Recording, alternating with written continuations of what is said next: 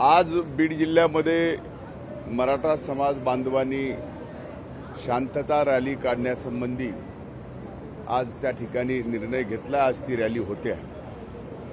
मी काल काही वाहिन्यावरती आणि सोशल मीडियावरती पाहत होतो की जाणीवपूर्वक या शांततापूर्ण होणाऱ्या रॅलीला जिल्हा प्रशासनाने परवानगी नाकारली असल्याची अफवा पसवून काही जण तणाव निर्माण करण्याचा प्रयत्न करत आहेत। ही बातमी पूर्णपणाने चुकीची, खोटी व दिशाभूल करणारी आहे। वस्तुतः जिल्हा पोलीस प्रशासनाने रॅलीला परवानगी नाकारण्याचे कोणतेही कारण नाही, परंतु ही रॅलीला परवानगी 8 तारखेलाच या ठिकाणी दिलेली आहे।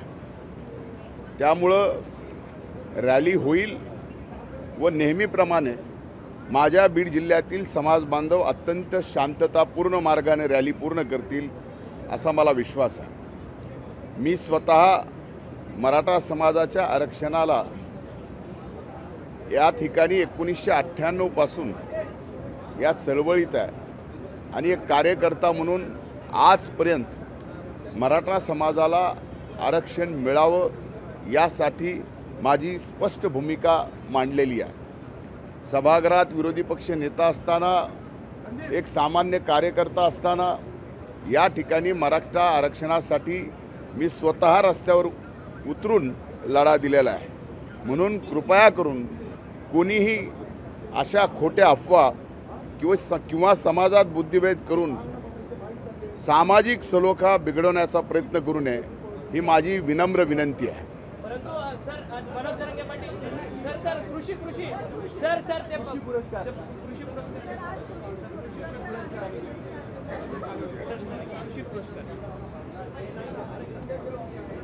दिल्लीमध्ये आज आपण जाणार आहात आणि केंद्राकडून कृषी पुरस्कार महाराष्ट्र राज्याला प्राप्त होतोय।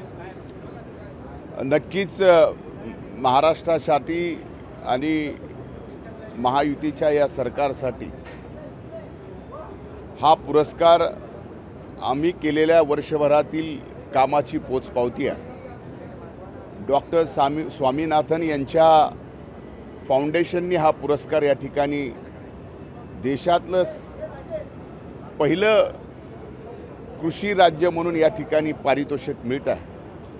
वेगवेगळ्या कारणासाठी त्या ठिकाणी या राज्याची निवड करण्यात आलेली आहे। त्यात या राज्याने निर्णय घेतलेला हरित क्रांतीच्या संबंधात असेल, 1 रुपया पीक विम्याच्या योजनेमध्ये जवळजवळ आत्तापर्यंत 1,10,00,000 शेतकरी लाभार्थी निवडण्याच्या संदर्भात असेल, पहिले 3200 कोटी रुपये आणि आत्ता 4,000 कोटी रुपये हे या ठिकाणी शेतकऱ्यांना जवळजवळ 7,200 कोटी रुपये 1 रुपयाच्या पीक विम्यामध्ये या ठिकाणी मिळणार आहेत। आणि ही अंतिम रक्कम नाही, आणखीनही पुढे काही 100 कोटी रुपये मिळणार आहेत। त्याचबरोबर PM किसान सन्मान योजनेमध्ये जे अभूतपूर्व काम या महाराष्ट्र सरकारने केलं, या 1 वर्षामध्ये जवळजवळ PM किसान सन्मान योजनेमध्ये राज्यातील 20 लाख शेतकरी लाभार्थी म्हणून नव्यानं या ठिकाणी PM किसान सन्मान योजनेमध्ये आपण आणले।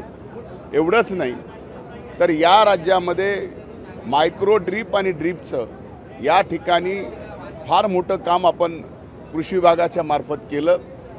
तसेच देशातलं पहिलं राज्य आहे की ज्या राज्यांनी nano fertiliser, nano urea, nano DAP याबाबत जवळजवळ 4 लाख शेतकऱ्यांना कृषी विभागानं आणि महाराष्ट्र सरकारने मोफत नॅनो युरिया देण्याचं कार्य हाती घेतलं।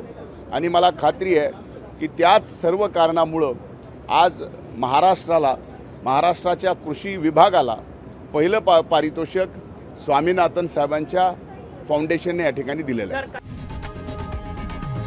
लोकशाही मराठी ऐका, पहा, जागरूक रहा।